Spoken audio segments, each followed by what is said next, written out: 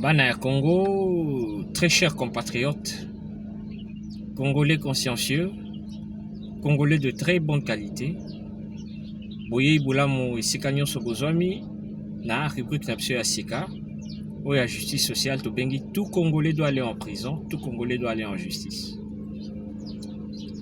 Rubrique ya justice sociale oyo ezokotelemela banti valeur nyonso ezosalaka mboka na biso ezonga nsima. Kikuluna, détournement des biens publics, Koswana, Kofingana, jalousie, chantage contre le gouvernement, Kobwaka salité na balabala, Koinana, la trahison, la traîtrise, le manque de patriotisme, le manque de civisme, le manque d'amour. Ndezo salake mboka na biso zala toujours na kati ya ba pays oyo ya tiers monde. Lelo tokoya kolobela mingi mai matali dialogue kaka ndenge tozoloba que nous avons connu une guerre injuste na RD Congo pendant 30 ans, guerre d'agression, guerre d'occupation, guerre oyo ezalaki business mpona bakongolais na ba rwandais, ougando. Alors il est temps de parler du développement. Tokovanda kakate, tobetar masolo ya guerre, agression, occupation, collabo, traître.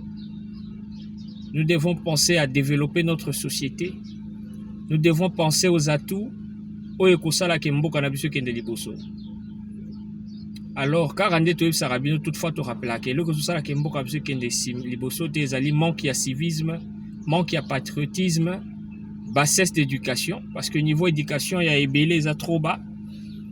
Tozolo bela intelligence mingite, tozolo bela sagesse, même sur le plan intellectuel. Toza vraiment na batu oyo bazana mayele, baza ébélé te, bazali mais bazali ébélé te. Mais batu a conscience, batu a sagesse, batu a boigna, batu a prise de conscience, batu a changement de mentalité. Baza mokie, niveau na biso éducation, ils en a assez.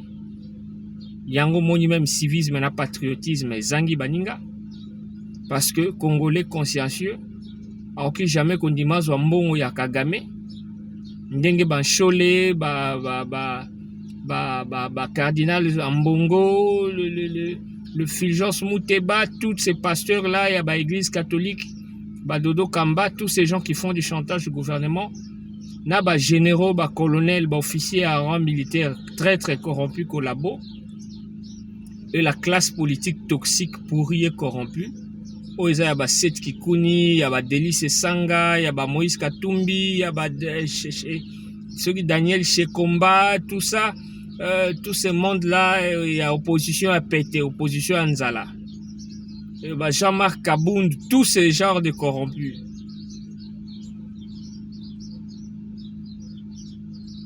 Oh, Laurent Désiré Kabila Banda Robin, les gens inutiles, corrompus et inutiles. Donc une classe politique médiocre, ils ne sont pas là pour proposer des idées ou contredire les idées de la gestion ou de la gouvernance de la République, mais bon, on a pour faire des chantages au gouvernement, pour faire des menaces au gouvernement.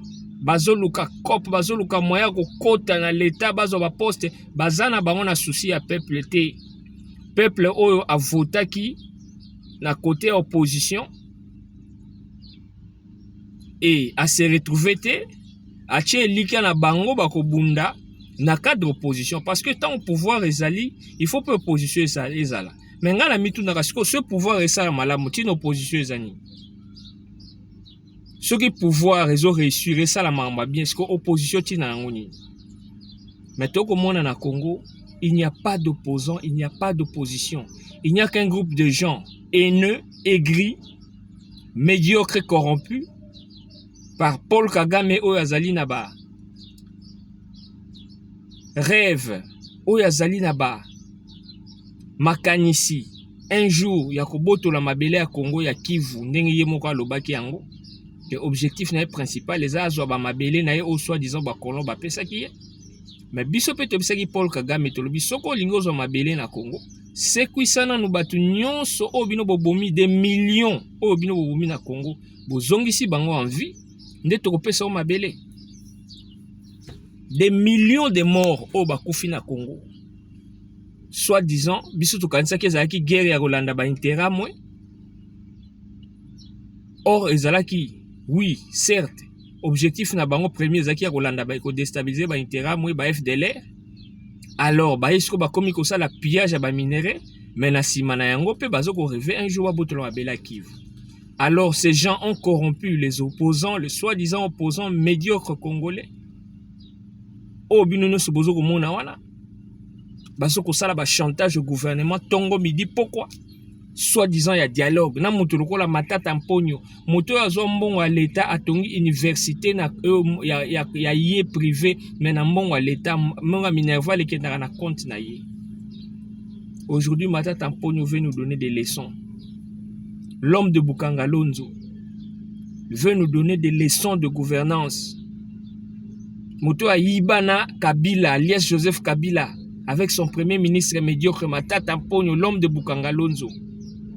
Ce monsieur doit revenir au Congo pour affronter la justice sur l'affaire Bukanga Lonzo. Mais le Congolais médiocre et non consciencieux acclame ce genre des individus. Batulokola ba délice sanga, l'homme qui ne peut rien prouver, ba Jean-Marc Abound. Des gens bons à rien. Voilà ce genre de gens corrompus par Paul Kagame qui font le chantage contre Tshisekedi. Tshisekedi obino bo seka. Yewana zoko inaugurer ba université. Tshisekedi obino bozo finga tongo midi pourquoi? Yewana zoko inaugurer ba aéroport. Tshisekedi obino bo seka. Yewana zoko télémissa chemin de fer. On vous avait dit le chemin de fer va relier toutes les provinces du Congo. Nous allons construire des autoroutes, même il y a béton. Même à Tassoboké, na bamboka lokola ba Dubaï, ba Qatar, ba pays développés. Bomo na kezana ba mususu ba tonga ba nzela mena il y a béton. Ndenge zalaka na avenue de l'université soboko man hôtel Lafayette. Lelo ba tiango asphaltage mais ezalaka béton. Ezalaka béton, c'est-à-dire ba kayas na ciment. Na zelo ba sangisi ba tongi ba sali yango lokola ba sofa ba carrelette ba placer yango ba relier yango na ba goudron. On peut construire des milliers de kilomètres de routes. Ce n'est pas normal Kinshasa et Lubumbashi, les deux grandes villes du pays, elles à la relier. Alors les ba opposants oyo baya na ba idée à boyer, mais bango baza bata chantage ba oluka dialogue. Parce qu'ils sont corrompus par Paul Adolphe Hitler Kagame. Ba liembongo Kagame bango na banchole na ba mbongo tout ça mbongo le mutu mbongo. Alors yindeli bango Félix Tshisekedi diabeti bango dada diplomatie de haut niveau baza kao ezala bango na ba Kagame na bango na ba proposant tous écartés hors circuit hors gamme ya Congo. Alors, les opposants ont pété Anzala, bazoluka par tous les moyens, bazoluka dialogue. Nous allons parler du dialogue aujourd'hui. Le dialogue est une vertu.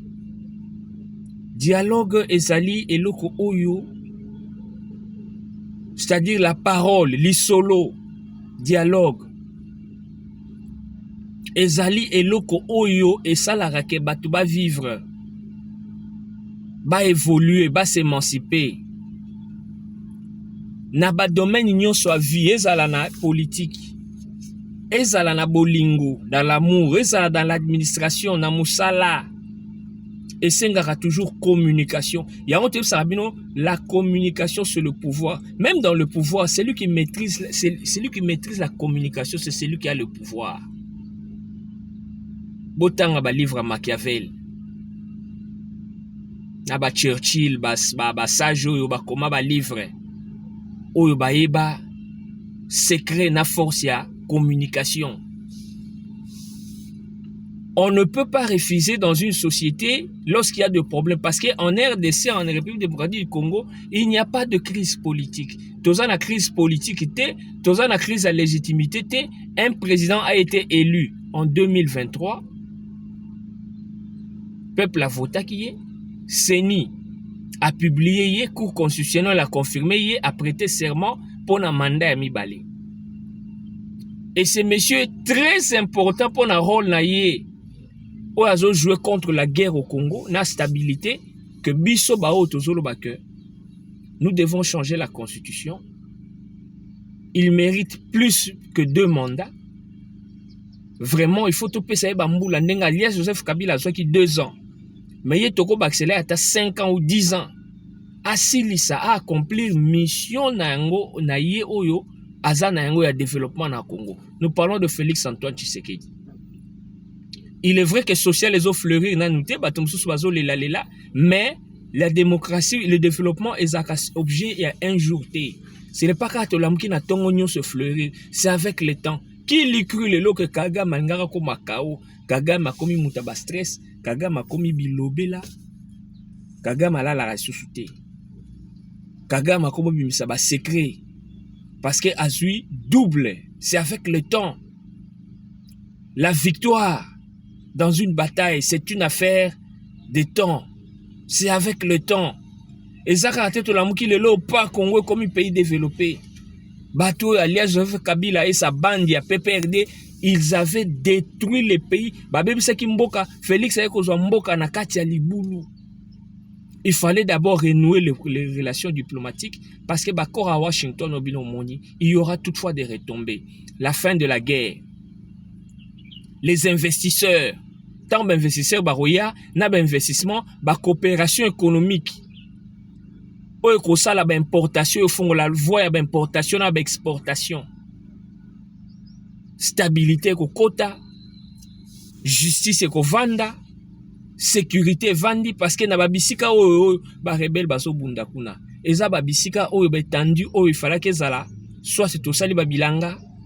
Bazamba oyo banda ko bimbisa biso ba nyama ezo bimbisa biso ba fruit yangwane komi terrain champ de bataille ya bananga les autres corrompus les médiocres oyo ba liambongo ya Kagame ya lobi na vidéo guerre esili bomoni biso africains nous avons été colonisés par ces barbares des blancs.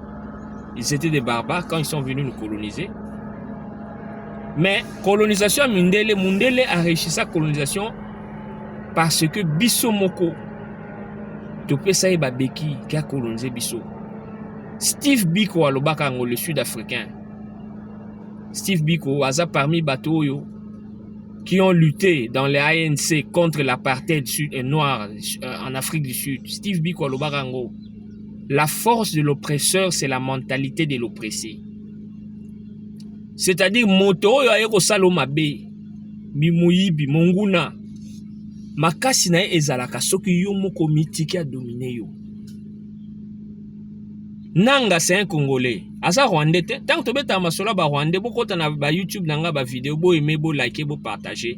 Na pesa ba liste ba collabo, na sita ba membre nyonso a PPRD, na sita na ba opposant ya pété nzala. Oh, soi-disant les lo ba mi komisi ba opposant nanko, ba lokola ba Frank Diongo. Ces gens se sont rendus en exil nanko par force. Ba gozo se victimiser, ba mi komisa ba opposant nanko. Muloko Frank Diongo na bengana na Congo.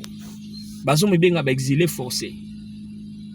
Qui a chassé Frank Diongo? Qui a chassé Matata Mpono na poma Bukangalozo? Nana bengana Katumbi na Congo. Boye bisanga.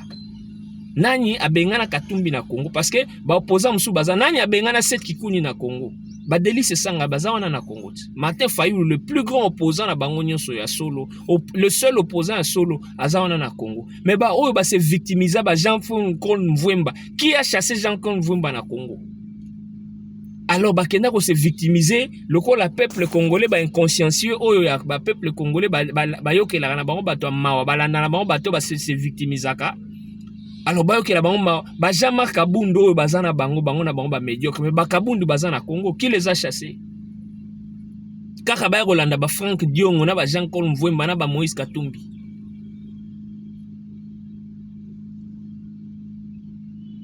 Alors tout ça koloba que la force de l'oppresseur, c'est la mentalité de l'oppressé. Parce que Corneille Nanga, tant bandi ba rébellion wana, bande konaye ba congolais ba zobi sa tika. Ali koyo kate. Asimbi mandu ki po tangisa makila ya bande konaye ba congolais pour aboma na Congo. Mais les locaux se mundele Trump a lobi tika ayoki mbangu. Aye kuna batoto ba Congo vita inaisha.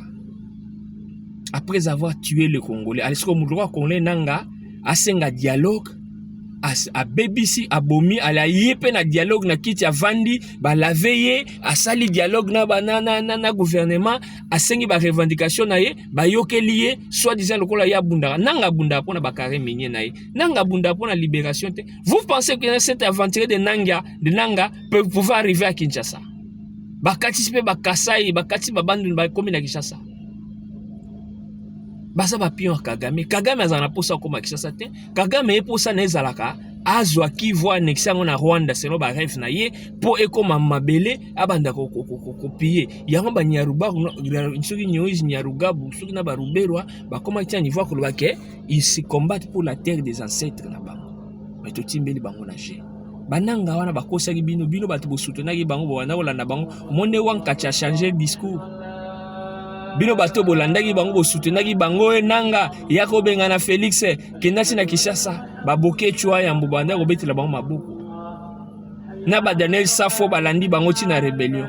Bo monde bo simbi touche bana diaspora kozanga maele nanga so abubi bino nanga zoki na mbongo Kagame na ya Kabila objectif na ezaki nango aya koma na pouvoir te objectif na mo ezalaki bakanga Kivu bafandaka na Kivu wana bapesa Kivu batekela Kagame Kivu yango nanga zo sala rebellion koto ambongo sikoyo cardinal Labino ye na numérique porte parole na banchole ba Fulgence Muteba ba tamike mike wana ba médiocre kuna na ba magie ba safu tout ça là, donc les pions de Kagame. Félix Tshisekedi a pesa bino devoir quand il a affronté la diaspora en Belgique. Après forum économique, vous êtes les pions de l'agresseur, Toyebi. Mais vous devez d'abord commencer par condamner l'agresseur, identifier. C'est Kagame qui est l'auteur de la guerre. Quand Félix Tshisekedi a dit à M. Paul Kagame que je vous tends la main, vous n'avez pas compris parce que Maïl Lamné a limité. Bon, boyebi yango parce que eza sous le rôle parce que yemoko sko Paul Kagame le baki en promesa nango Tshisekedi te promesa guerre te promesa mabele. Donc c'est lui l'agresseur avec toute cette armée rwandaise, les soldats rwandais na ba rebelle na bo bazana Congo, bango tout. Na ba traître ba Congo, bango tout. Donc c'est Kagame le chef du système. Na oyo wana zo rodé tout autour du Congo. Le Ntelante là, comment on l'appelle? Alias Joseph Kabila. Hein? Les lions rugissants qui rôdent tout autour du Congo, cherchant par où il va faire le coup d'État. Kagame Alobi, c'est lui le chef. Mais commencez par l'identifier, vous les opposants. Yapete, Yanzala, Badeli Sesanga, Claude Lubaya, Seth Kikouni, Théophile Mbemba, Matata Mponyo. Tous ces gens à opposition. Commencez par dénoncer l'agression. Commencez par dénoncer le mal de votre chef Paul Kagame qui vous a corrompu pour faire du chantage et du mal au gouvernement. Parce que Bokabwani nanga simbi minduki nanga ke na côté à guerre, alibino botika na politique, armée numérique na bino za géré par Ambongo. Promotion à Kagame. Alors ba Rwandais sikoyo na ba réseaux sociaux ba se karabiso. Ceux qui vous retomber et quoi au lebino bo sepela ba Rwandais bazo sepela. Ba tutsi. Ceux qui goma et quoi ba Rwandais pe ba sepela. Mais commencez par identifier l'agresseur. Commencez par condamner le mal de votre chef Paul Adolphe Hitler Kagame. Mais puisque vous êtes dans le système, vous êtes en côté. Mais vous êtes le tongo pour dialogue pour la résolution de la crise. Quelle crise y a-t-il au Congo? Le problème, c'est le mal. C'est vous, les traîtres, les corrompus, le collabo. Laissez-nous avec Félix Tshisekedi. Oyazo kene malembe. Totonga ba université, totonga ba école, totonga ba hôpitaux, totonga ba nzela, totonga ba wenze, to bongisa diplomatie parce que le Congo était un pays fermé sur le plan diplomatique. Ben investisseur ba ya, to vandi sa justice. parce que justice nde mutu sala ke investisseur bazala rassuré na ba investissement na bango bayaka jamais ko investir na mboka oyo eza na ba bruit de guerre. Parce que investissement batongi ba immeuble batie ba société minene tant bosalaka pillage ya 91 92 et loko bebisa image ya mboka na biso c'est le pillage. Nga nakutanaka na ba homme d'affaires ebele nakukendaka na ba réunion ebele comment on appelle ça, de la conférence ebele ya ba investisseurs et sur les investissements na ba mboka minene na poto tout ça.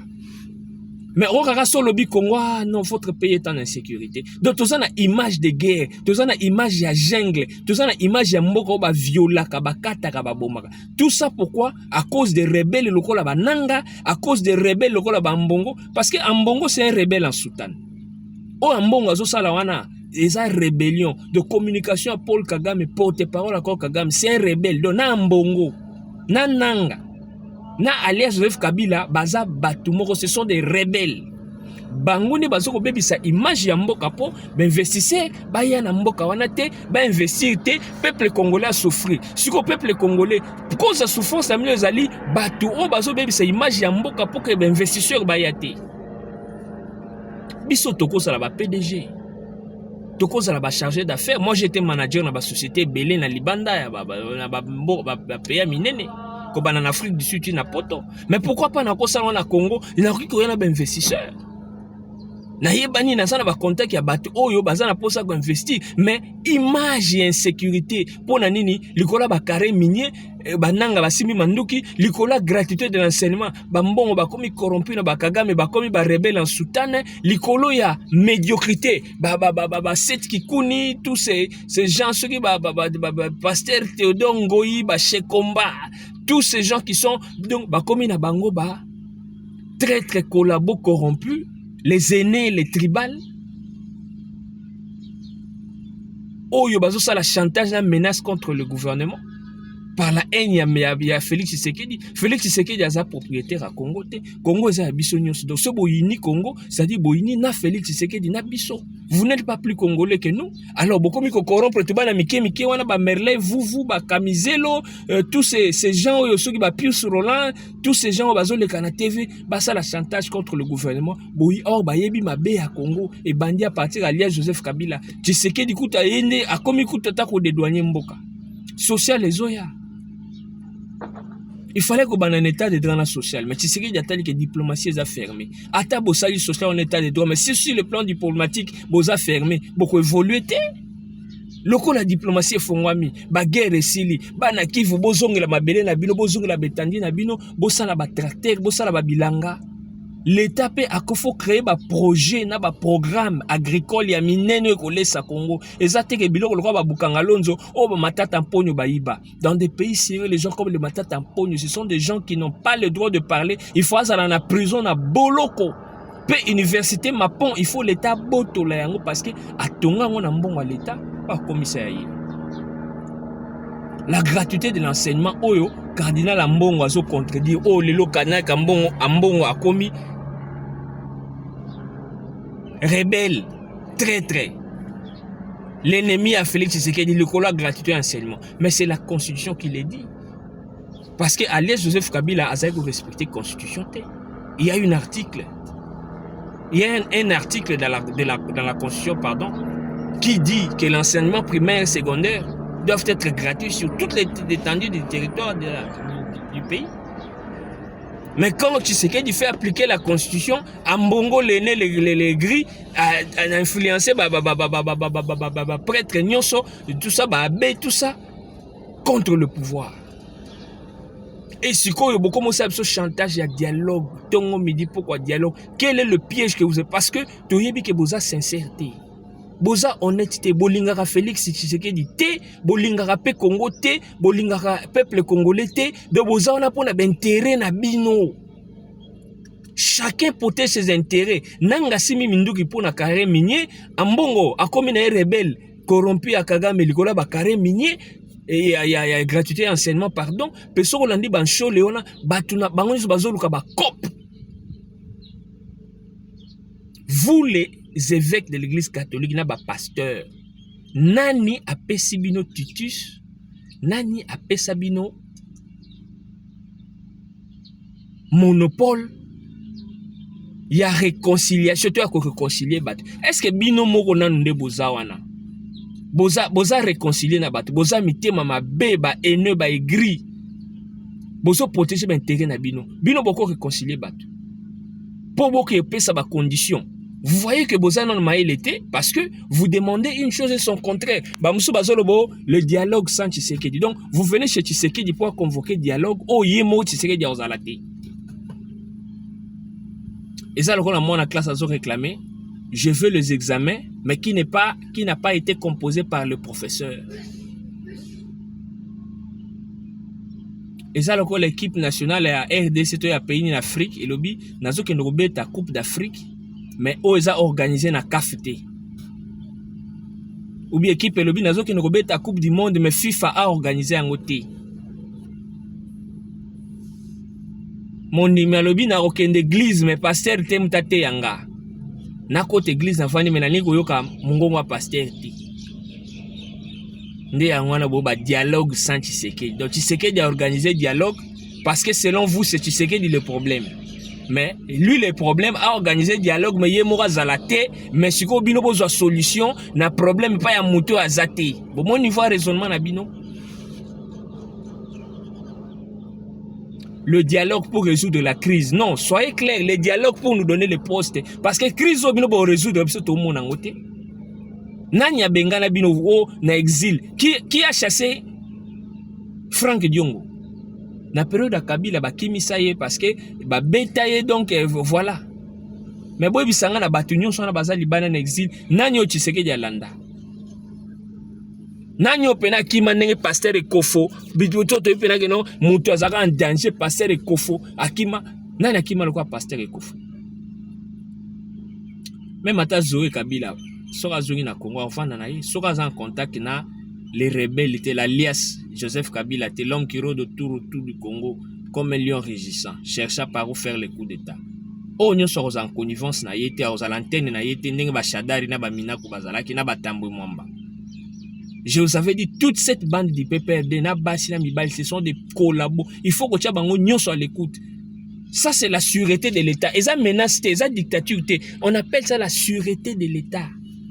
On ne peut pas avoir un État et avoir les gens qui sont en train de comploter contre l'État pour renverser le pouvoir, le système. Et bozala libre. Na mboka nini salema na tuna rabino pena yoza israélite. Ok, vana na Palestine. Oza israélien. Au vendre en Israël, nous avons collaboré avec les Palestiniens comment renverser le pouvoir d'Israël dans un conflit. Et batiki okimia. Aux Américains, aux en connivence na ba Russes, tona ba Kiba, aux comploter comment est-ce qu'on peut renverser intelligence américaine. Bazana ba preuve nyonso le konde ba seti kuni nde bokendaki na Nairobi wana bino nyonso bokendaki na Nairobi. Bozo kende ko comploter na ba réunion ouverte et secrète où les audios, les appels, les images, les vidéos, tout sont là. Bozo un système ya triumvirat, ya Kagame, Kabila, Nabino pour déstabiliser la République, faire un coup d'état, renverser le pouvoir. Et bati Kabino libre, ceux qui balé libino ou bien bati bino en sous-surveillance, to ba convoquer bino la justice, beaucoup mo benga acharnement. Non. Dans quel état, dans quel monde? Yo pena Corée du Nord, na Corée du Sud. Yo zak muta Corée du Sud, ozo compléter na Corée du Nord pour renverser le pouvoir, pe na Corée du Sud batiki yo kimia. Non, nous ne sommes pas une république bananière, nous sommes un état de droit. Oyo mission to salo to benga ngo tout Congolais doit aller en justice. Et pourquoi yo ba Mobutu ba salaka wana ya ba justice à deux poids deux mesures? Alias Joseph Kabila ba yako la justice soit Élysée ou soit Eliphone parce que dans la période d'alias Joseph Kabila so ebi soit Élysée ata musalo ozwate ata bani ba kango ka so lobi soit batiki justice ku to mona te mais na poka ya Fachi Béton mu kwantombolo oto benge mikolo béton na béton parce que béton ka ekoki donc aza béton na béton lisusu to ça la jale lote to lo ba oto mona na miso. Ici, c'est la justice pour tous. Ose à la ministre. Mbote, Longona, Nandego Nabiso, Constant Moutamba, et Siko Zali, nous compatissons avec toi. Vraiment, ceux qui m'abaissent Zalaki, on répond devant la justice. Mais ceux qui sont innocents, Nzambeka Razana yo, Nzambaba Telayo, parce que na Congo wana miyibi baliki mingi. Congo Zamboka mafia. Il faut tous en abattre la bino, bato télémer la mafia. Bato la biso, bazo télémer la corruption. Pour l'économie en mboka, et tomboma, parce que moyibi eleki, détournement eleki. Mais ceux qui yo mopé comme ça, moutambo détournaki, Duralex, Cedlex, nul n'est au-dessus de la loi. La loi est dure, mais c'est la loi. Vous allez faire face à la loi. Jean-Marc Abunda, Kotaki prison, Abimaki. Donc c'est ça. Nous voulons une justice pour tous. De opposants, on a pas candidat, ce justice interpellé, on va bien en acharnement. Et ça acharnement, ce sont des gens à court d'idées. Parce que ceux qui sont vrais opposants, on ne va pas proposer des idées. Ah, Félix Tshisekedi, voir d'un côté où Bossali Boité, il faut pas boy, il faut boy. Bazana ba idée, bon ba oluka dialogue, ba pe bon ba poster, ba mususu, o bazana armée, o ba sali ba rébellion, ba réinfiltrer mboka. Donc, bozongi sabiso susu na système na objectif ya Kagame. Bozongi sabiso lisusu na cahier de charge ya Kagame, que no ba infiltrer armée na biso, ba kota susu ba faux officier. Pour ba brouiller armée na biso ba trahir yango comme ça ba créer ba groupe rebelle à Sika parce que on essaie kubi pour mabe bandalisus donc bango cop na bango ba lelaka na trahison to yebisa bino ba collabo ba traître. Votre sort est réservé. Nenge ba français ba tumbaka bandeko na bango ba français oyo ba coopéraka avec l'ennemi allemand parce que l'Allemagne a occupé la France pendant la Deuxième Guerre mondiale. Mais pour que l'ennemi, les Allemands, aient occupé France, il y eut des Français qui ont trahi la patrie au collaborant avec les Allemands pour faciliter les agresseurs allemands à occuper France. Mais lorsque la France a été libérée par les Américains, les Anglais, et à contrepartie les Russes, ba collaborant ba telenga naka batulukola ba Daniel Saf batulukola ba Henri Magie ba Jean-Jacques Mamba ba Claude Balanki bato nyonso ba rejoindre cordé rébellion ya médiocre Corneille nang batulukola ba Corneille nanga ah donc tout ça la peine dialogue nanga ye na pas vandi les condamnés à mort. Alias Joseph Kabila peine à dialogue parce que Bobé est inclusif, aïe pas vendre les Rwandais. Yekuta sana ta Congolais. Nanga kuta sa Congolais to kolo ba bon sala ki mabe nanga Congolais yaka vanda na dialogue mais yeba ke nanga to il faut justice. Donc concile sa dialogue ici la nanga koti boulot. Milimo bato se quoi te? Baboke chona kutu bazana ba corrompi ba loba bato aneme numérique. Ba soldat numérique ya Facebook ya ba peo le roi ba kutu ba loba ba bomate mais bino bananga bobomi. Alias Joseph Kabila kuta boma belé quand il était au pouvoir. Batabongo justice ko limbisa bino te. Ce que justice et limbisi bino mais peuple faut s'en charger na bino bobomi bande ko bato belé. Nana on sait que so milimo via ba milimo bato wana. Donc Kagame appelle si bino version à Sika dialogue gouvernement congolais. En tout cas, soyez prudents. Ce dialogue est un piège. La société n'y a pas de dialogue. Congo salaba dialogue belé ko banana ba table ronde ba Sun City, l'accord de Lusaka, Nairobi, Angola, Luanda. Donc il y a combien de dialogues? Même Alias Joseph Kabila dernièrement, ça sera dialogue quand il était au pouvoir. Et même nini échangeant nini sinon ba repositionnement politique. Donc ba résolution nango bango bazo ba poste bazonga sous na pouvoir parce que Congo za ya ba tata na bango na ya ba mama na bango bazalaka na ba poste. Biso tozo senga ba poste tozo ko ba poste na Congo en parlant tozo ate mais bango fo ba simba minduki pour benga bango ba ya dialogue. opposant opposition a pété ça ba chantage contre le gouvernement ba musu ba kosa na ba exil forcé ba exilé aller en exil de force ou bien victimisation politique pour benga bona ba dialogue wana biso nyonso tozala soki ko salema mais le dialogue doit être entre Congolais mais pas les Congolais rebelles, les Congolais qui ont tué. Moutourko la Nanga, parce que Nanga a été corrompu par Kagame, PC Minduki, tout ça, à cause des carrés miniers. Nanga, ce qui n'a pas sali dialogue, c'est le carré minier. Si vous avez un bateau, vous avez bobomi. Kuna na Goma, na Kivu, tous les deux Kivu. Bon, c'est qui ça bango? Alias Joseph Kabila cause un dialogue. Parce que lui, c'est un Rwandais. Bino boba condamné mon pays, bozolo ba dialogue ça les malibanda ya mboka. Donc l'État a qui de financer dialogue libanda ya mboka. Pena na ngaza la arbitre à dialogue ngo 5 ans les collabos les corrompus. Donc biso to beta match à football na équipe mais arbitre wana azali Rwandais ennemi ba Congolais pe aza corrompu. Donc to yebi na arbitre ngana za ennemi na biso. Les deux aza sous corrompu. Allez arbitrer match à bisoto.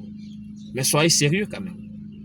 Nani aloba que 5 ans ou bien ba église to ba soi-disant ba pasteur on a inutile ba corrompu, il faut ba ngonde bazala ba bon fils ya ba dialogue. Makanisho ne uta wapi. Parce que na San City ba pasteur Kouye Moulemera ezaka ba vérité ba institution appui à développement ou il écrit na résolution à San City ba pesaka ba pasteur Baché maluma le côté on a seni, baché pasteur Kouye na vérité réconciliation et ça la proposition. Mais ce n'est pas une loi que pour dialoguer salema, il faut dialoguer zala diriger ou ezala arbitrer ou la médiation. Et ça la sous la médiation, il y a 5 ans parce que 5 ans bazaba nani. D'abord les traîtres collabos corrompus, aînés et tribal. Boya atana ba 5 ans ba bilongi mususu tout tata bilongi asika to bo elongi asika o quand même à cause attaque congolais de conscience non les médiocres comme les banchole les bambongo les ba fulgence muteba nde ba to ba vana ba sala dialogue sera un dialogue sincère. Et quel est votre objectif? Quel est votre objectif? Quel est votre agenda caché? Parce que bozali na ba pion ya Kagame, bozali ba très bozali wana boya na agenda ya mettre na bino Kagame ba résolution. Hein? Na ba proposition. Donc cahier de charge ya ba Rwandais ya ba Tutsi empire ma Tutsi na ya Kagame na ya Museveni, nde yango bino boya na dialogue pour ba exécuter parce que Congo za ya Kagame, Congo za ya Museveni, Congo za ya ba tata na bino ya ba maman na bino. Allez biso ba vrais Congolais de bonne qualité, les vrais patriotes. Tofanda total la bino peto pesa bino dialogue. Félix Tshisekedi soko pesi bato dialogue. Na contexte oyo. Ah biso to à peu près. To bima na balabala pe to hotel melayo. Parce que pour l'amour du Congo, toza na ba sentiment te. Biso toza ba juste autant la moto alingi Congo. Pe na bi que Félix Tshisekedi a osala ngote. Vous pensez que Félix Tshisekedi est faible? Oh, Bobengayo, il a attendu la métal. Voilà, moi, on a B50. Moi, on a Lyon. Babenga Lyonceau. Moi, on a Lyon, Aza chaton, Aza niaouté. Moi, on a léopard, Aza niaouté. Moi, on a loup, Aza mboité.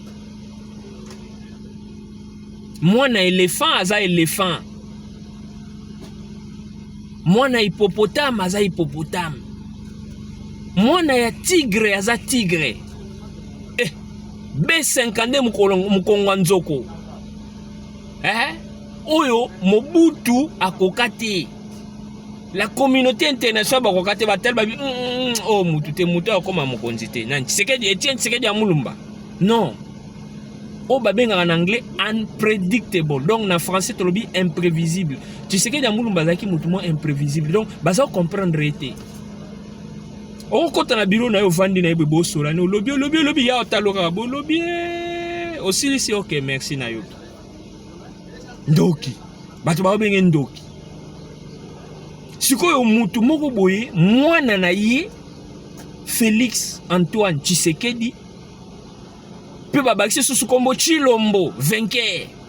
ayiko lepa ya tata na ye akoli amoni tata na ye siko bino bomone mutu moko boye faible bosakana na ye parce que tozalaki na ye na opposition na era Kabila dégage tokima ne bambangu tolia na ye bafufu toseka mutu baponi mutu akomi président botosha les chantages tout manipuler parce que ce que l'opposition fait c'est la manipulation, le chantage. Et ça, le bana mo bazali kokola na papa na bango na bandaku. So bogangeli ya roliate. A roliate. A roliate ote poza na pété. Non, ça dépend soit bokele mawa bota mwana liete ça c'est du chantage. On n'a pas le temps pour ça. Bah Jewana, vous n'allez pas apprendre à Félix Tshisekedi de l'opposition. Donc talaka 36 ans d'opposition. Bah yebi opposition ko le gabino. Même maintenant, jamais Kabundo, bah yebi yango bien que loko ba osala na IDPS et Simbate. Mais loko la baza ba corrompu, bazoli ya bambonga ba Kagame, ya ba Kabila, ya ba Katumbi. Ils sont là pour les intérêts. Intérêt peuple na biloko opposition on ezate. Le seul muto azo garder ligne opposition et azo se respecter dans l'opposition, c'est Martin Fayoulou. Point barre. C'est Martin Fayoulou et ses alliés. Atabali na batenga. Mais tout le reste est là. Bazouba ça la chantage, l'opposition médiocre, les corrompus. Il y a Paul Kagame, les agents, les ambassadeurs à Paul Kagame. Il y a Batuti Rwandais. Boya Rochabiso Makele, le dialogue. Le quoi la net, pour Congo et Bonga, il faut dialogue. Donc, si vous savez le dialogue, on a le lobby Congo et Bongi. Pas Cécilie. Non, vous connaissez le problème du Congo. Mais bon, ça l'assemble parce que vous avez corrompu, bolé bambon à Kagame. Alors Kagame ici bino, il faut bo solana mutuana, tout ça la dialogue. Pourquoi? Parce que la conséquence à dialogue, la résultante c'est quoi? C'est la réintégration des étrangers et la réinfiltration. Non, dialogue ça la makaka naba congolais. Et biso peuple congolais to lobi boye. Le dialogue c'est pour accorder, changer la constitution et accorder plus d'années, des mandats à Félix Tshisekedi. Parce que ce monsieur, non, il a la vision, il a l'amour, il a toute une mission pour le pays. Donc, Bino Bolinga, gouvernement, ça la dialogue. Mais le chef, c'est le gouvernement. Gouvernement de Mokondi.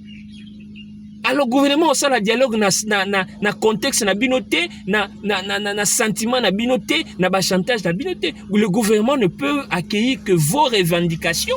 C'est-à-dire, dialogue et salima. Gouvernement, biso tu na ba revendication. Mais bino bo linga dialogue, mais besoin na ba condition, na ba chantage. Depuis quand il me repère sa condition? Condition on nini? Dialogue c'est la malibanda mboka. Pourquoi?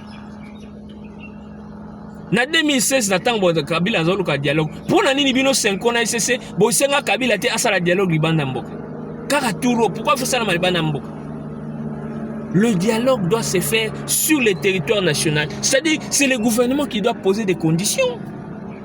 Et biso peuple tolobi, le dialogue ne doit se faire qu'entre les Congolais pour discuter la prolongation. Il y a mandat, il y a Félix Tshisekedi à la tête de l'État. Et le changement de la constitution. Donc biso bon condition na biso sko yango wana. Le quoi bino boyena ba condition.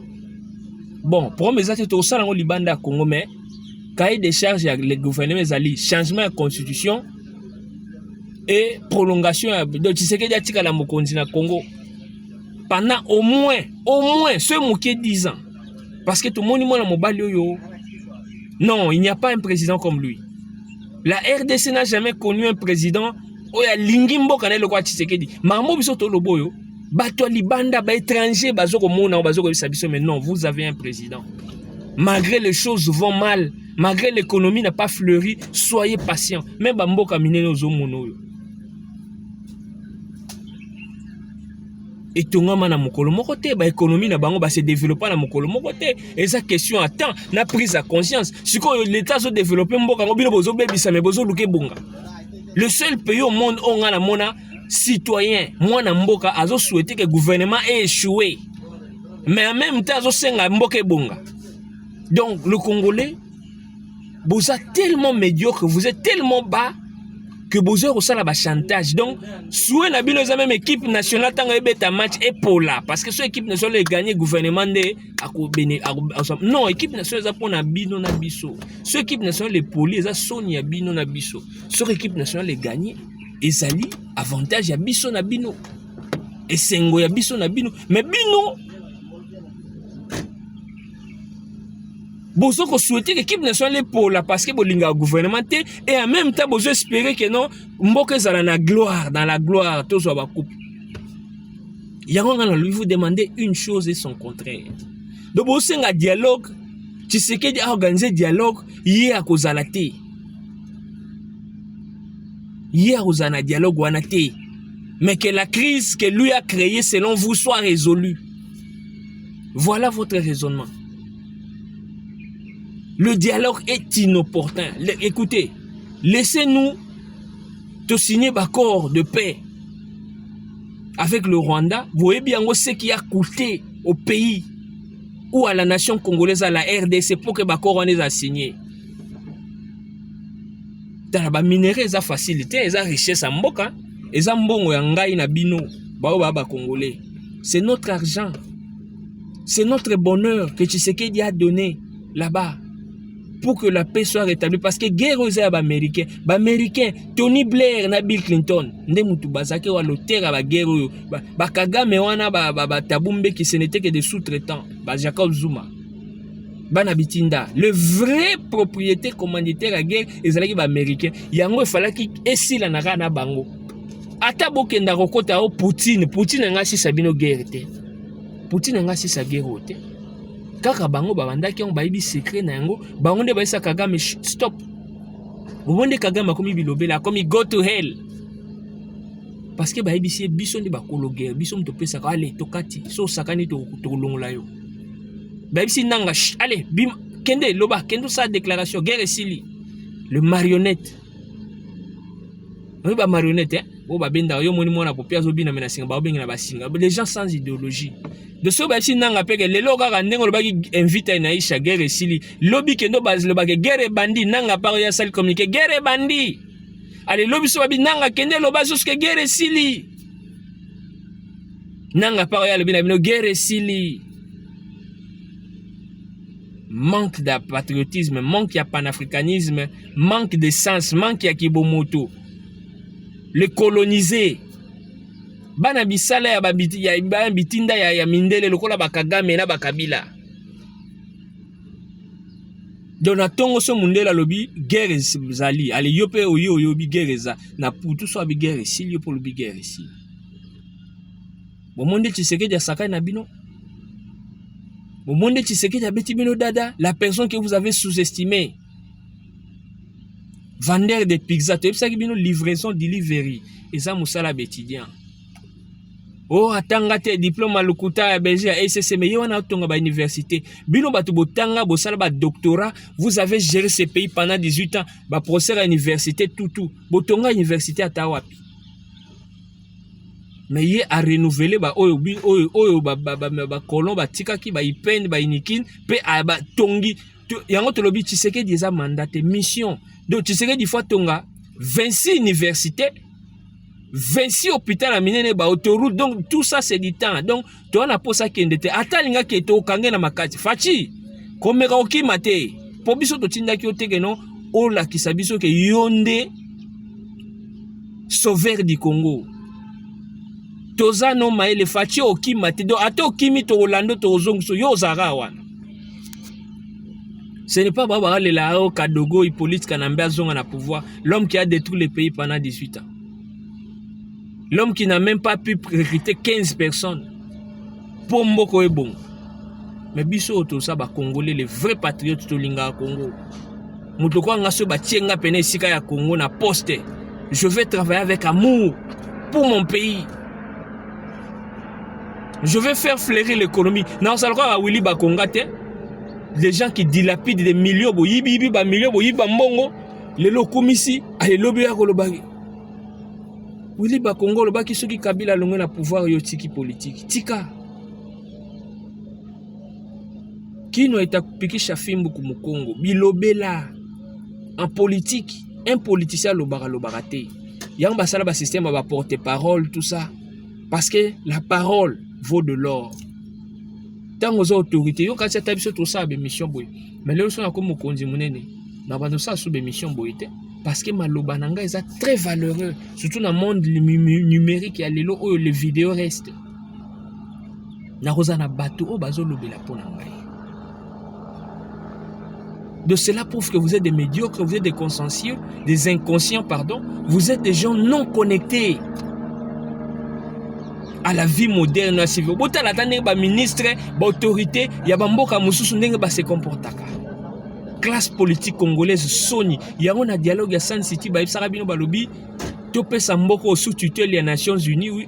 Comme ça, bino ba congolais bokende kozonga pendant 5 ans bozwa formation politique. Mais depuis 2002, Tilelo, l'homme politique congolais, la classe politique congolaise n'a pas changé. Donc ils excellent des médiocrités en médiocrité, bazo ko descendre toujours trop bas. Et mikolo ba bimisi groupe ba jeune mo bazo corrompre ba na $100, ba $200, ba Camizelo, ba ceux qui n'attend on combat, ba Pius Roland, ba tout mo ba bimi mikolo na ba réseaux sociaux, na ba chaîne na pam bino bochi wana zo ko relayer ba bêtises. Donc au moins na ba débat politique moko sans idée, les débats des personnes. Ils ne débattent pas les idées. De baza on a kaka ngana leki wa leki te Kabila fazonga e Kabila boye. Le Congo za tata à Kabila te. Le Congo za bien privé à Kabila te. Et ça peut bien privé à Tshisekedi te. Congo za biso nyonso. Soki muto asali mabe to cha pembeni. Mais so muto sali bolamu toko applaudir yo, toko souhaiter au tikala. Moi j'étais enrichi na solina ba russe. Na lobi mais pourquoi Vladimir Poutine reste aussi longtemps dans le pouvoir? Il y a eu Poutine, Medvedev et puis Poutine. Et maintenant, il n'y a plus d'élection. Quand il y a élection, il y a toujours Poutine. Barus, Balobi, Poutine, c'est notre fierté, c'est notre force. Jusqu'à ce que tu Moto Oyo, Aza plus fort que Poutine, tu remplacer. Mais tant que Moto Oyo, Bisoto Moni, Aza mieux que Poutine, Poutine reste. Wana maloba ba russe balobelanga na obetla bino solo teza oyo balobi na ngai to muta olobelanga boy siko biso to moni Félix Tshisekedi ke azoko mema mboka esika o Mobutu akokate esika o Laurent Désiré Kabila boto yebite soki to pesa ka etant ebele na lure azaki nango malgré sa stratégie azaki mabe mais na lure Laurent Désiré Kabila peut-être il pouvait nous amener quelque part. Mais Hippolyte Kanambe alias Joseph Kabila o ayeko zindisa sous mboka pendant 18 ans. Allez tozu mutu moko boye le sauveur, le messie, le Christ. Oyo le Moïse to benga ebongo o ayako libérer biso bana ya Israël. Na kati ya Égypte na maboko ya ba muyebusi ya ba jébusien. Allez siko bino to tika e parce que bino boyinie. Parce que bino bolingaka ete likola ba gratuité d'enseignement, bolingaka ete likola ba bukanga lonzo, bolingaka ete likola ba carré minier, bolingaka ete par tribalisme, de tout tika mboke be banango ya kende po bo remplacer na nani. Na bino to na muto siko Kagame oya na isusu. To na alias Joseph Kabila oyo abebisa mboka pendant 18 ans. Bozama boma na mitu na bino. Congo za bino te to tikela bino te. Alias Joseph Kabila zaki na chance na 2001. Biso sozaki buzoba qui dit battant à prêter serment. A prêter serment sous les lots, tout à l'heure. Et si m'batte. Le dialogue au binobo lukawana. Le dialogue, oui. Dis-toi, pas politicien. En politique, instinct, option, liboso, ça sera toujours dialogue. Même entre les rebelles, Baobazo Bunda, Corée du Nord, Corée du Sud, même en droit international, dans la diplomatie, option, liboso, ça sera toujours dialogue. Il faut toujours dialoguer.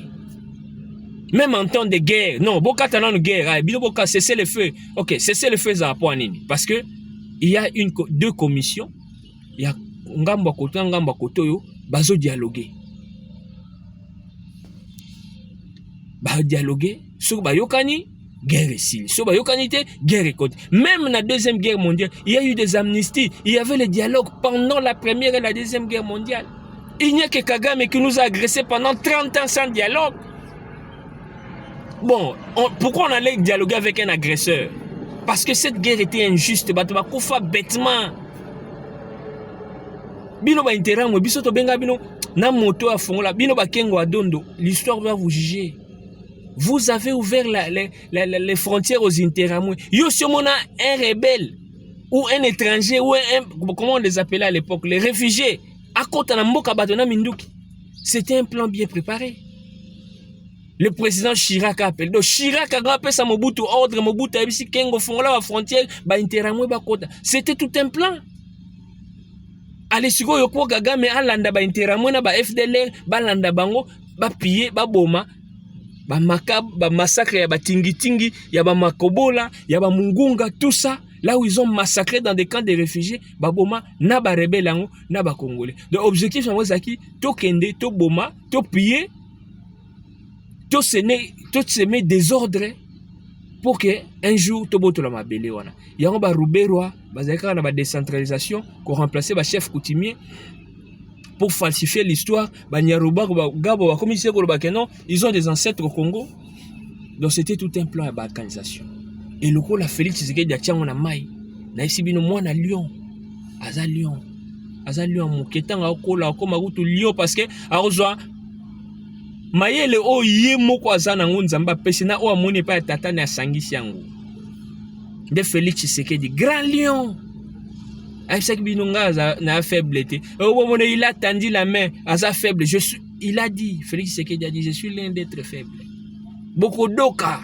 Pour le Congo, beaucoup d'oka. Mais tant que nous serons Congolais, le Congo nous appartient. Toti que la bino tante. Toti que la bino tante. Bino bambongo. Bokansi boko lia bambongo ba Rwandais. Kagama manipulé bino. Pour boya bout la biso mabele.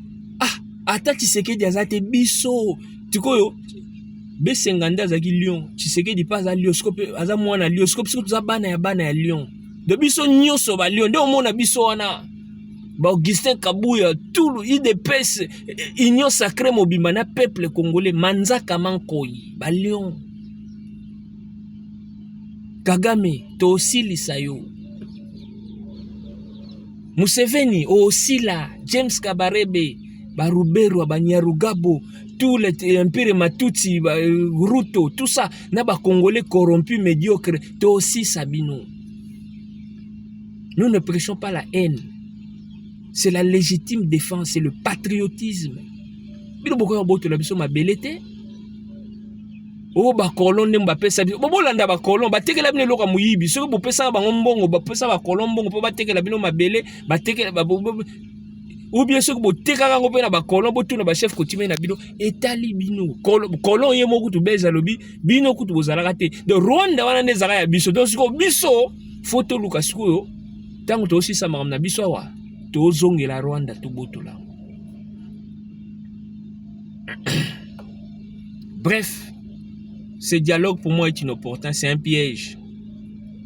Bino wa opposant na opposition Bo continuer l'opposition, bo kanga mutema timu kolo Félix Tshisekedi akotika pouvoir. Oh mutumsu to mona ya bien remplacer parce que jamais ba remplacer un joueur et a bien mouton obeta bien, on ne change pas l'équipe qui gagne et loba jibem piana. Joueur azobeta bien boto bimise to konti si fouter mutama be simbate. Donc ça dit tu reconti ça joueur mususu tant que monique o azobeta bien wana lembi. Tshisekedi a obeta bien. Malgré peuple zano nanzala, to sala bilanga. Ah, mudoro anga boe fachi. Hein? Changata ministre agriculture. Naba projet agricole nazana ngona chimie alimentaire ngana tangi. Peuple congolais rolia parce que pour ma peuple congolais ya liaka congolais soazo lia zomela le reste ya bino ya ba politique akipe binote. Batu bazolo bale balela parce que kolia eza pasi. Mais banzela il faut ezala parce que l'intérêt nga tamboli intérêt à Congo les seules provinces où nga vraiment na tambola mingité na Congo wana ezali Équateur na Kisangani mais ba onyo so tikali bilia mais Équateur pesa na bilia ebele vous avez la forêt là-bas la forêt équatoriale Kisangani sika ba lituma bile ezali mais comment na Kinshasa ndenge nini là où tout le monde s'est concentré yango biso tolobaka il faut to banana ko développer na ba province pour que batu mususu bazonga songa na ba province équilibre quota Et il faut tout ça, le projet agricole. Dans la ville, nous sommes minés au monde. Ils sont toujours entourés dans les champs agricoles.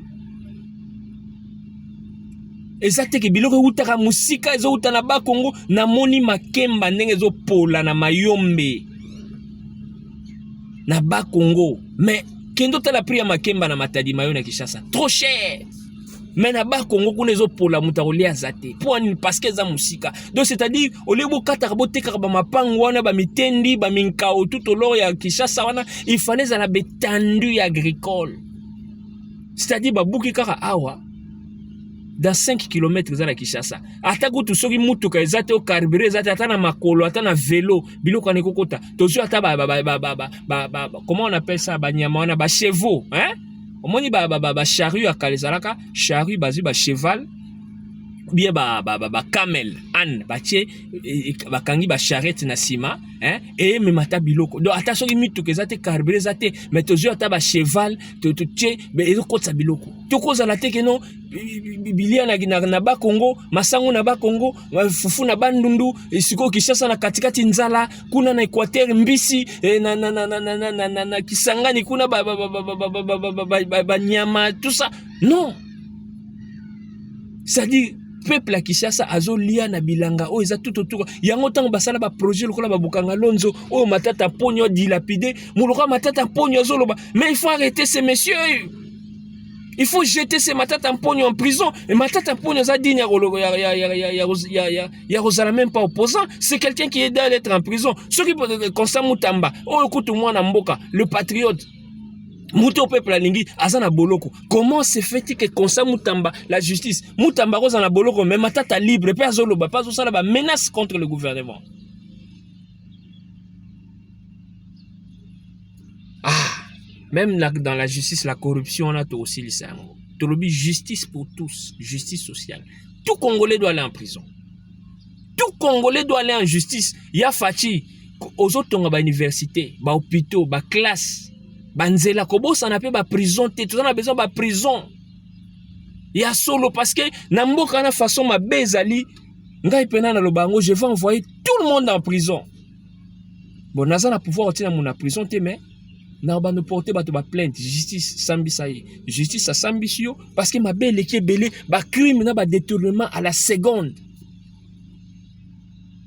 Cybercriminalité, kofinga président, kofinga gouvernement. Ce que vous faites, c'est du chantage. C'est un crime. Gouvernement va menacer à été. On ne menace pas un gouvernement parce qu'il y a un mokondi, c'est lui l'autorité. Même s'il y a séparation du pouvoir entre la justice, le législatif et l'exécutif, le gouvernement. Mais le gouvernement a un avocat, a une institution. Le gouvernement a porté plainte. Gouvernement ko senga na justice ba kanga yo tout comme gouvernement ko senga pe na justice ba libérer ba gracier yo. On parle de l'institution chef de l'État, mais bino bomo na chef de l'État ngo mo bobé na bino.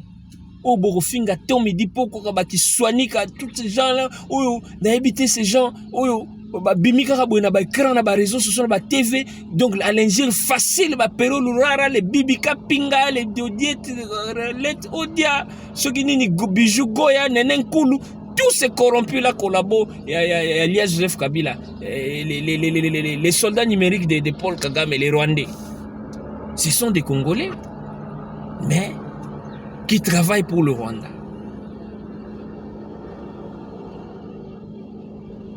Les lois mamba dialogue. Tolingi dialogue il y a 5 ans. Tolingi même pas 5 ans. Et c'est au passé de batunion sur la religion, les corrompus. Tolingi bango na mamba dialogue. Le dialogue c'est les politiciens. Bino bato ba pasteur na ba prêtre na ba évêque ali boté ya batukuna suku ba kende lola bo vana na ba église na ba couvent.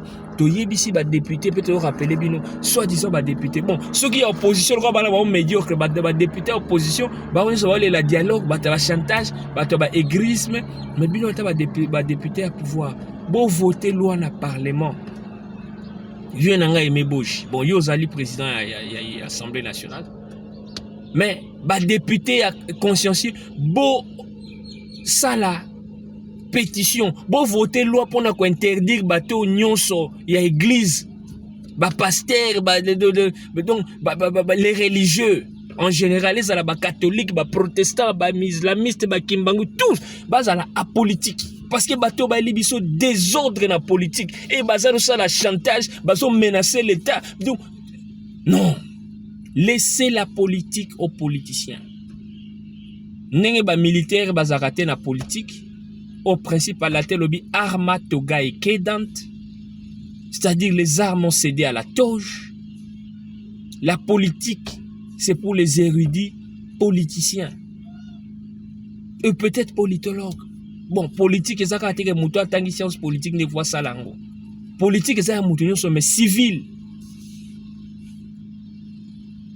Bino ba confession religieuse, bo kendata na société civile, bo zalata wana, bo zalata ba arbre au milieu du village. Bo bandota la na musika, bo zalata ba conseil. Mais la politique to boy parce que non. Mobutu akotaka ba mosengo na ba makambo yo. Ale ba ichau pe ba ekokota na ba biloko yo. Ale lo toza na ba médiocre ba mbongo. Ce sont des gens, le Delphin Kassongo, le cardinal Ambongo doit être fouetté sur la place publique avant d'être jeté en prison. Nous ne prêchons pas la haine, mais on ne peut pas tolérer d'avoir quelqu'un qui se dit un saint, un cardinal, un prêtre, un évêque, un pasteur, mais collabo corrompu, haineux et tribal, et qui fait des menaces et des chantages au gouvernement. Bon, ça la menace contre Bisson.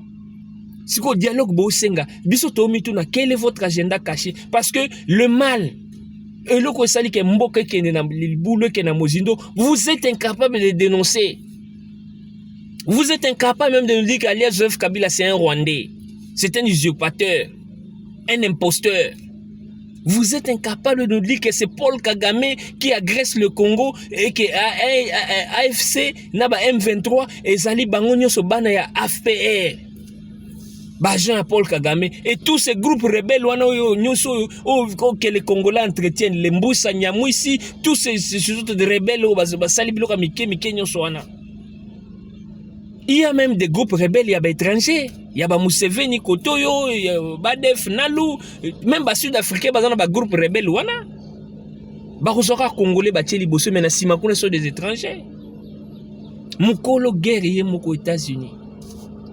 Alui Bongam na bandaki li solo nanga parce que Laurent Désiré Kabila boye ko ki la bango tant ba tchena 97 98 ba moni ke moto ye simbate azo ko respecter mamdi to salagité Kagame asisi na mission a été musée ko ngadi Kabila te bokende parce que beaucoup façon beaucoup ko ba touti ba kadogo otobe ngama ba kadogo c'était des touti de façon ba se comporter c'est comme si mbore comme ya bango ba Deo Gracias Bugera ba Bizima Kara ba Joms Kabarebe de ba comment qui ba teti donc ba comment qui vraiment que Laurent Désiré Kabila lo baboy bango lo baboy il fallait bon ba massacrer ba non mais il y a quand même les Nations Unies, il y a quand même le droit de l'homme, il y a quand même le HCR. Boy ba massacre ani sosoko bino bosali yango responsabilité et quoi y a un chef de l'État. De bino ba Rwandais boya bo massacrer batu bo sala ba but de droits de l'homme pour lobby Laurent Désiré Kabila a des CPI parce qu'on dirait que c'est lui qui a tué. Parce que c'est lui le chef de l'armée. Or Laurent Désiré Kabila n'avait pas de l'armée, c'était l'armée rwandaise qui dirigeait le Congo. Maintenant qu'on se rendre compte, ba yebisaka depuis Kisangani, Mohamed Sarnou Nobaka crée une armée. Loyenge nanga au moins loyenge yozanango Laurent Désiré Kabila bandango au moins yozana bagarde de corps ba Rwandais bagarde de corps ba Congo oza boy munduki sous résidence surveillée okimate mukoko sa je to nanga kei Laurent Désiré Kabila falaki a recruté armée maintenant il comprendre il sala ba au banda résultat ba commune ba communal ba FPP ezaki déjà trop tard ba Rwandais ba lingela ke boule yango ya fatia lobi toko continuer idéologie à Laurent Désiré Kabila de ne jamais trahir le Congo tant Laurent Désiré Kabila bi bokende ba lingeli boule to bomaye à se ressaisir mais c'est déjà trop tard alors ba américain ba kolo guerre ne ba perpétuer en mona période Alias Joseph Kabila bazako yiba na pété bazana problème té Mais tant que Joseph Kabila kei mwana mukulu pangu Faci aye batali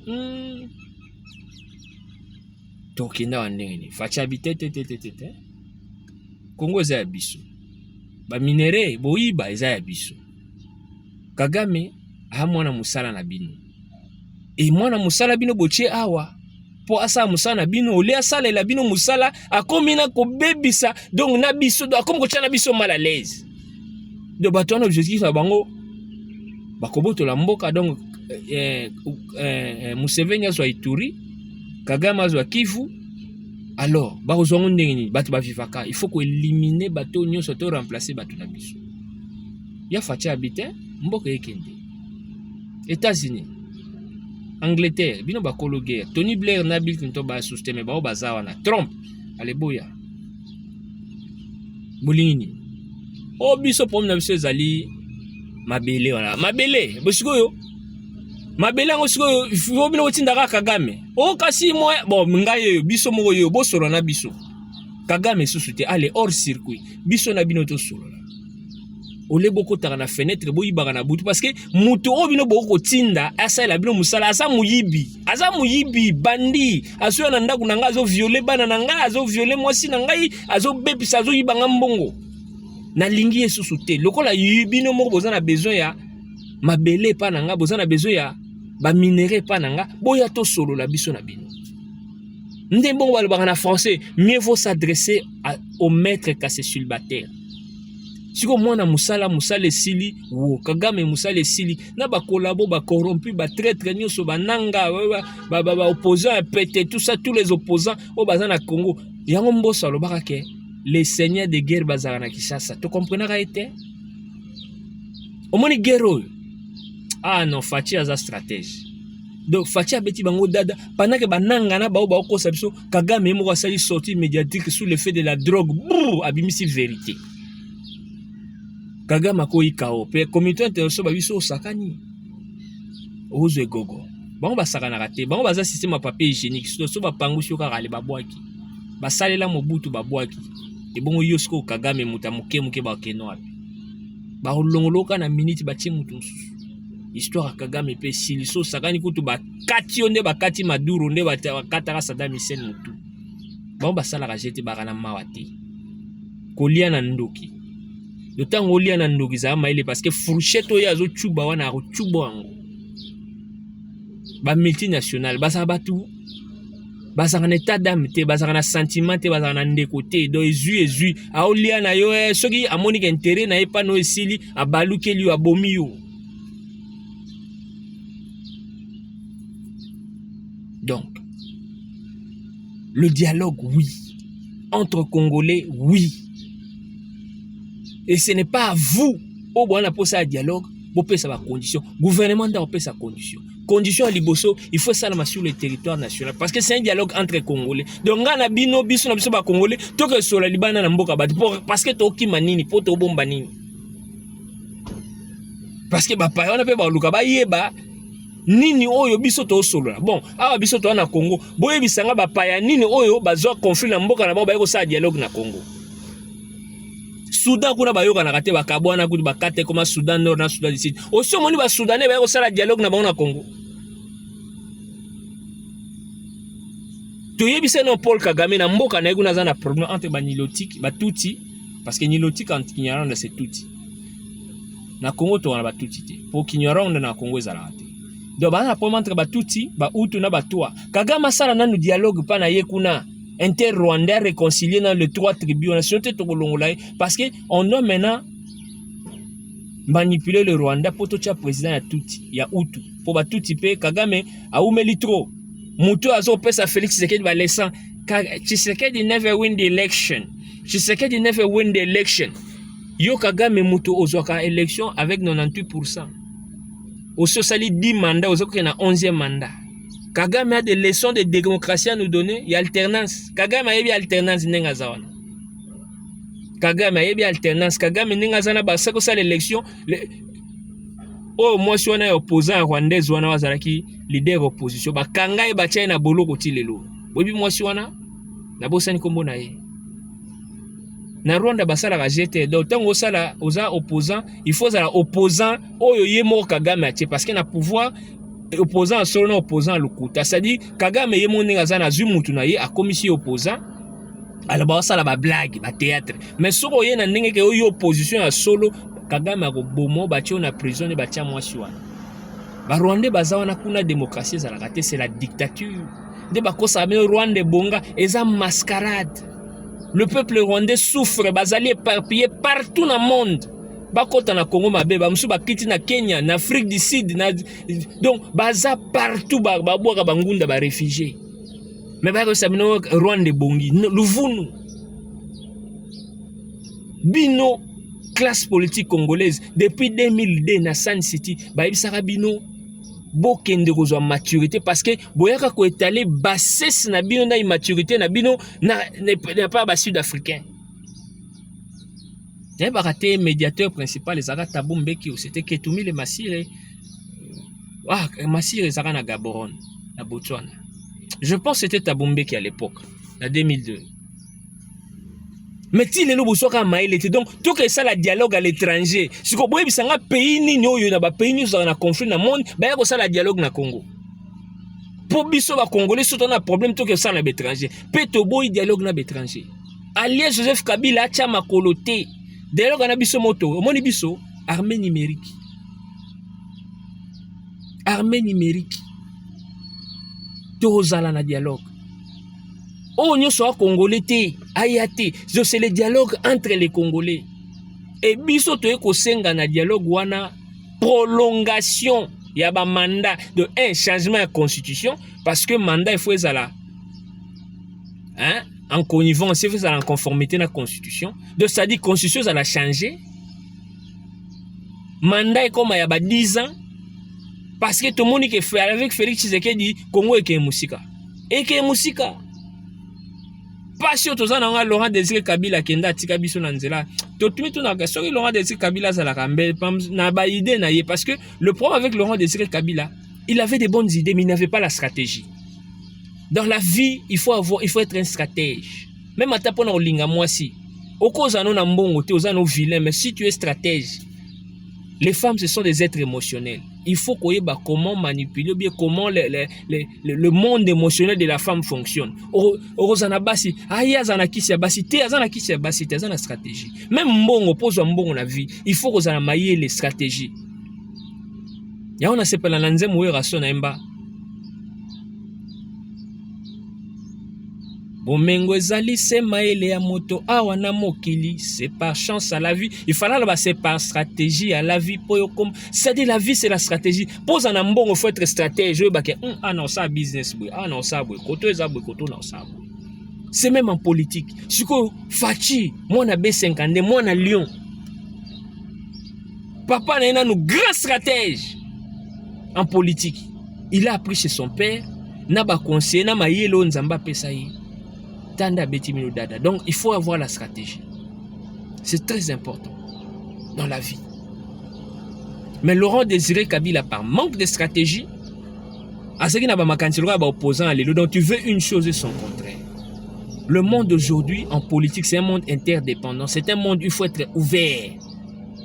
Et vous êtes aux alentours de la Corée du Nord. Moi, la Corée du Nord, il y a un pays fermé. Quel est le visa? Je suis mon ambassade de la Corée du Nord en Mbogani.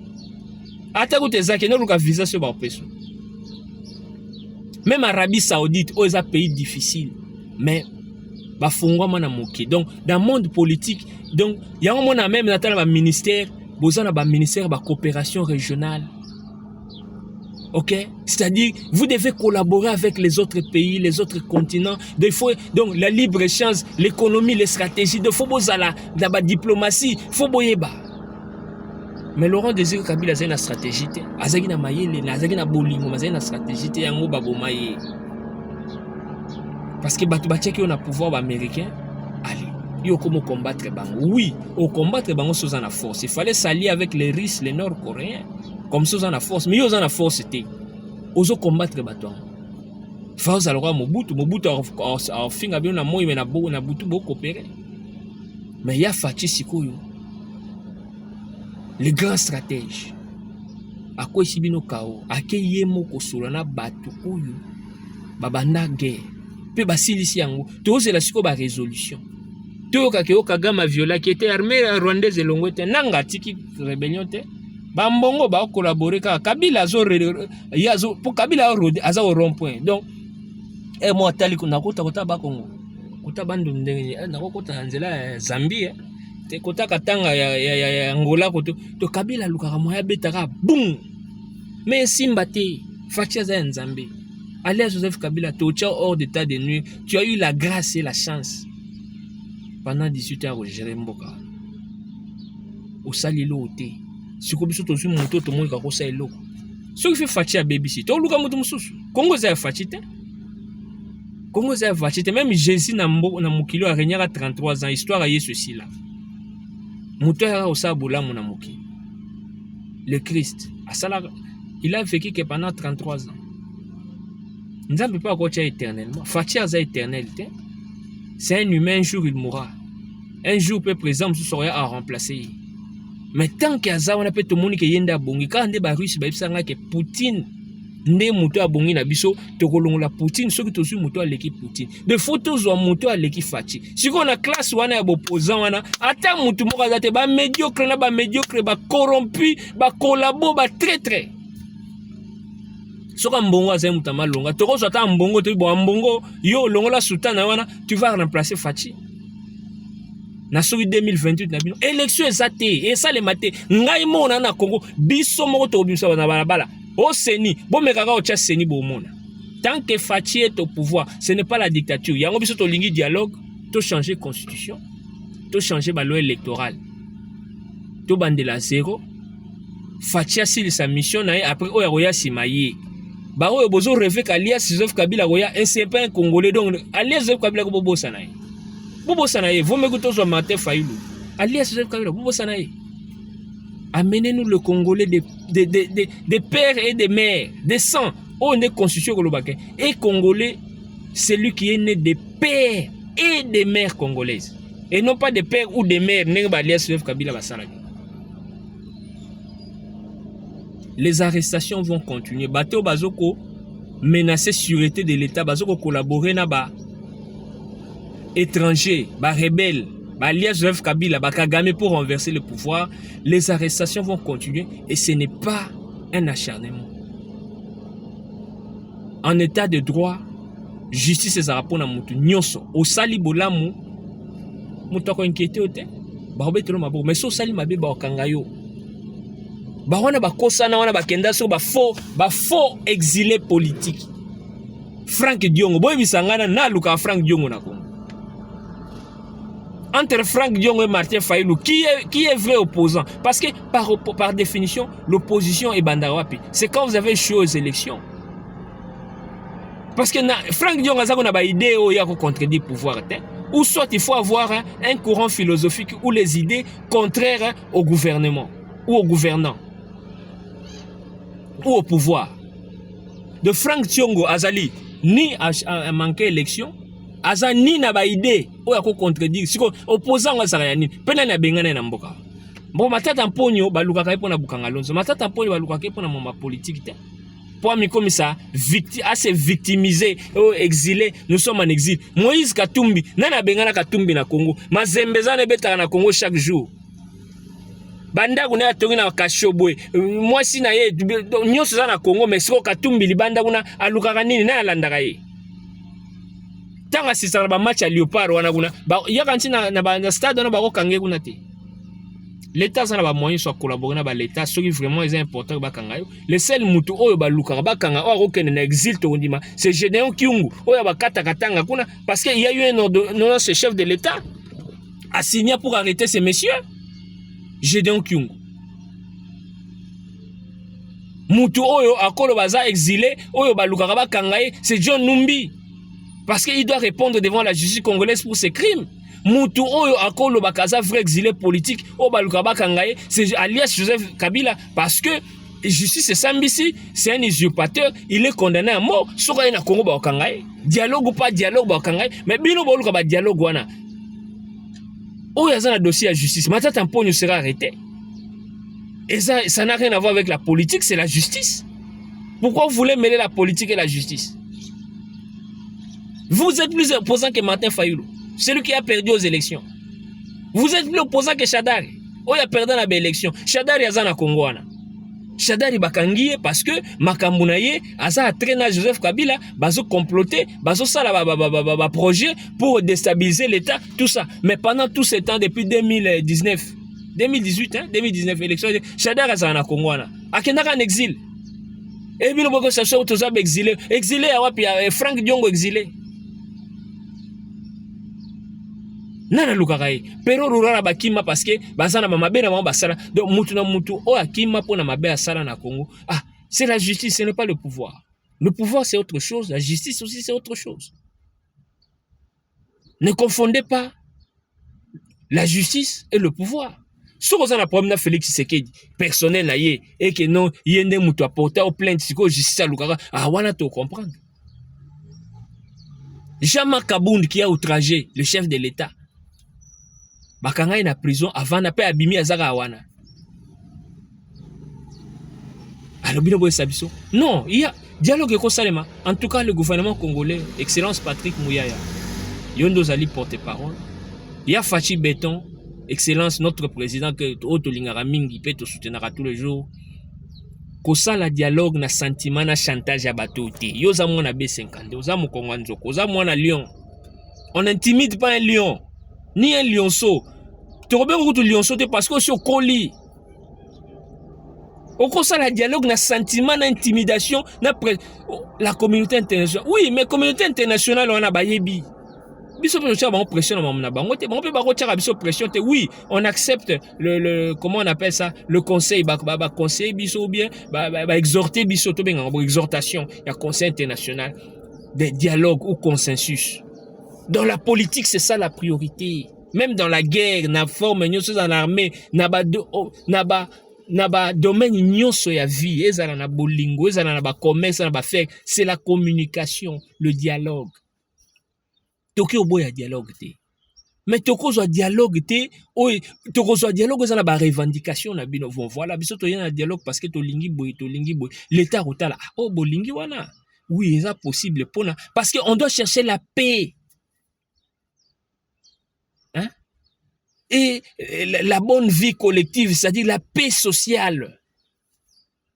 On doit retrouver la paix sociale, la cohésion, la communion. La quiétude. C'est ça le but du dialogue. Ce n'est pas parce que yozala bakare minier na siko bino bananga bozala bakare minier nga pe na congolais le roi bino siko biso nyonso pe toute la population congolais bakabola muna kare minier bino boko so kare minier en fonction de quoi yozala kare minier nga na kare minier te. Non. Alors yo simi nduko tangisi ba congolais makila ba congolais bazongse lo carré minier na nga muna boma na nga ta nzinzite na zape na carré minier te pongande bobe zoba na yo nanga nga congolais na fa na tala yo nyang nanga ozu carré minier lelo lobi obomi bazongse lo carré esimba te. Oh Jean-Marc Kabunda zaka na carré minier pe likolo ba longola ba carré minier do bango nyonso ba carré minier. Carré minier za l'État. L'État teka ba or wana teka ba diamant mbongo ekota na kesa l'État ba sala ta œuvre sociale ba tonga bopito ba tonga bekol ba développer nzela ezate ba carré minier za na bino ba individu et simbate pe opesa l'État condition asala dialogue na mboko bino bolingi te dialogue za Kinshasa mais matata poni so yeba okanga ye atinda représentant yeba okanga ye parce que azana dossier ya Bokanga Lonzo musi to zaka na zaka premier ministre asomba soma bandago ebele mais est-ce que muzito boyoka na dossier sinon te ba kanga e Chibala za wana za premier ministre ilunka mbazali ba premier ministre nyonso bazana Kinshasa wana bazana Congo bavandi na bango kimia bamsu ba yiba ba mbongo mais bamsu ba mais yo matata ponyo ozwa mbongo à l'état okenda ko sa université na au privé est-ce que balandela yo mais Bokanga Lonzo projet national et simbate à l'état betulo mabo pe ozo na parti politique ba voter sous le roi yo on commence sous président pour on sala sous Bokanga Lonzo bis to pour teka Congo mumba cette fois-ci on va t'arrêter alors il matata ponyo za mutoko lobate tala biso to ba simple citoyen nous sommes des hommes politiques c'est vrai mais toko ba nous abatute que non to vandaka tout ça na échange de parole to lo mabe ba matata ponyo parce que vous êtes dans l'histoire du pays. Congolais ou pas congolais, Ozala premier ministre. Donc, Ozana histoire ya mboka. Il faut être exemplaire au salaire makambo que non biso to vanda to lo bara non matata mponyo. Malgré ça il y a ça. Malgré ça mais ça te que non on se rabaisser trop bas. Po biso tu ko to yaka na ba internet boye tu banda ko lobela mabe matata mponyo. Ata batamboka biso batala tane Congolais azolobela premier ministre mboka na bango. Mais tu as saigné l'économie du pays.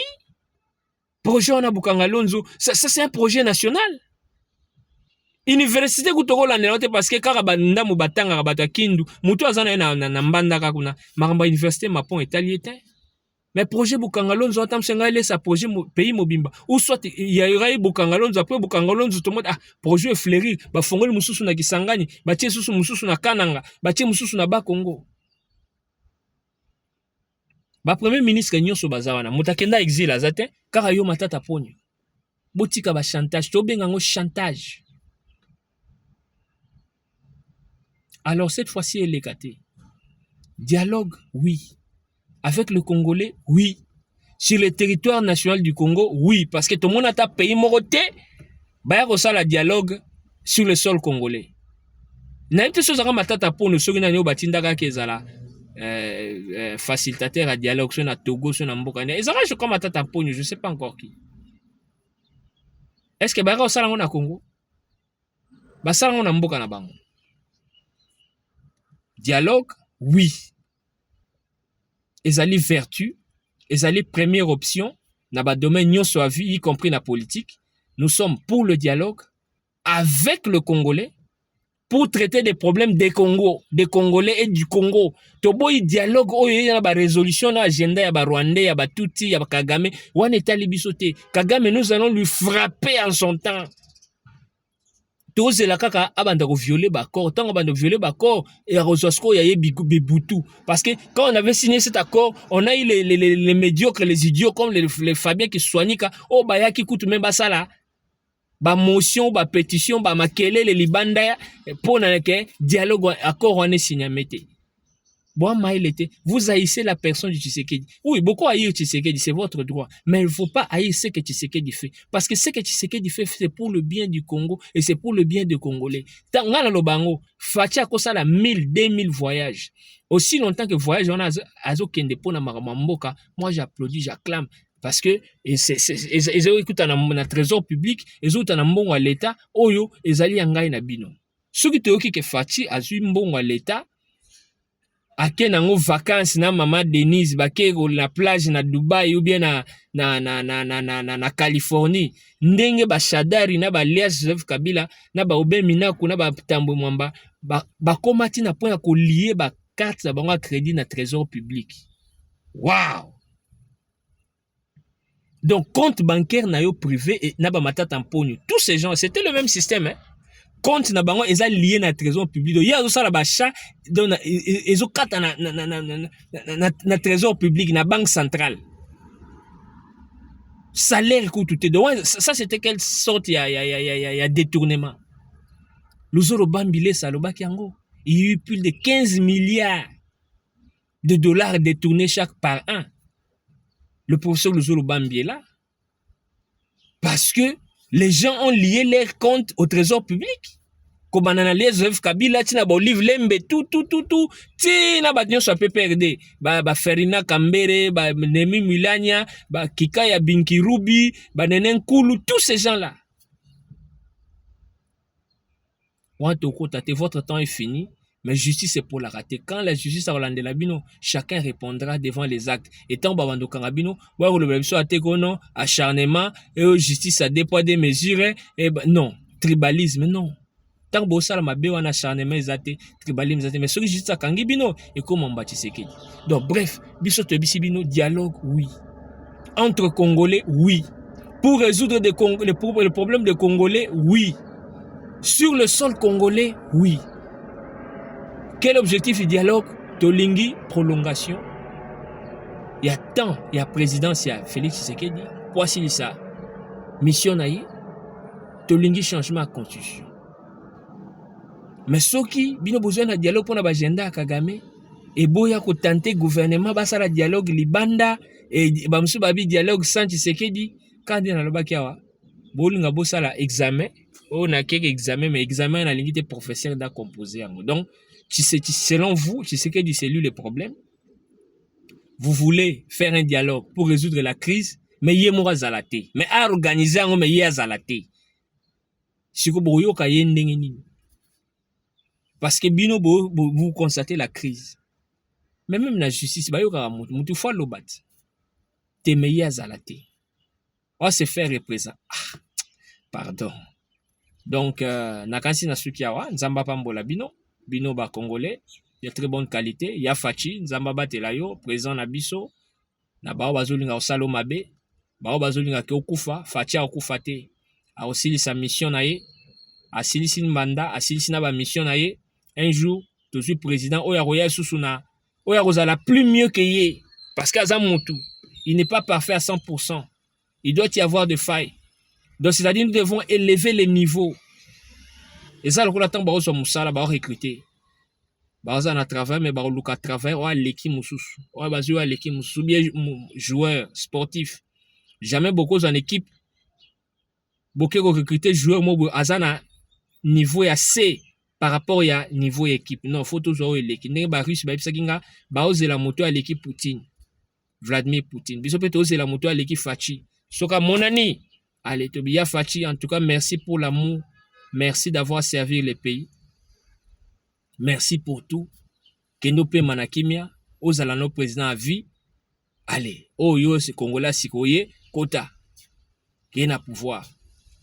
Mais à la télé, non, Babiloko, Bosala, wana alias Joseph Kabila Zonga, Aya Osani Mutabe, Bisiku na Mboka. Dio Yekuta Yana Bakangaye. Pour la dialogue, on a eu des Congolais, alias Joseph Kabila, Aya Osani.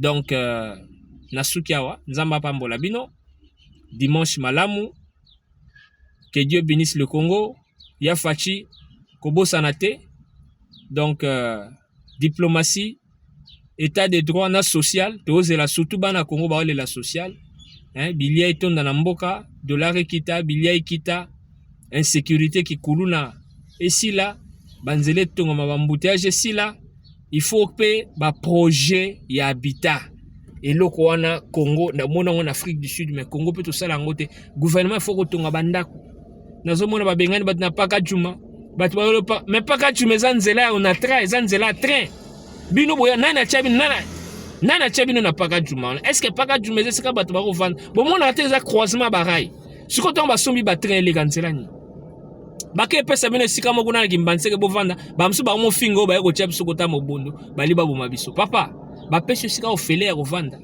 ngai yo bon Dieu merci en le pango na Congo mais est-ce que l'état pesa ngai sika ovanda tango na yaka na Congo na boye na ye so na vana na pa na ngate na koluka na vana note mais yo za na chance nza l'état pesa moi sika ovanda vanda wana tikendo luke sika na yo Boko salate olamuki na tongo bisika msu bo tonga donc omoni penake ah ba ko tonga te l'état pekisi bo tonga te mais bino bo tonga mais tango ya kobuka bino l'état comme mutu mabe Nzamba pambola peuple Congo social kolia ya fachi béton na béton congolais alikane ka alia bilia ekita congolais lia mela a osepela na yo omona ta ba ke Kabila Zonga na ba beta sulu ana te ba komiti na niveau komisa Paul Kagame ba mse ba traite ba beta te na yebi ke yote mto teka na wenzi yote mto chaka ba prix mais l'état na ba ministre na gouvernement même na conseil des ministres to adopter politique ya fixation de prix to adopter politique ya l'état entrepreneur en tout cas to soigner image ya RDC ba guerre si la biloko ba Kagame ya bananga na ya bambongo na ya ba traîtrise ya ba rebelle ya ba mbwisa nyamwisi tout ça ya ba ruberwa et si la mboka ezwa image ya kitoko pour ba investisseur ba ya na ba société tango bango ba ko implanter ba société na Congo et kozala misala pona bana mboka ya Congo Nzamba pambola bino dimanche lamu na bino na février 2026 oyo la suite au prochain numéro.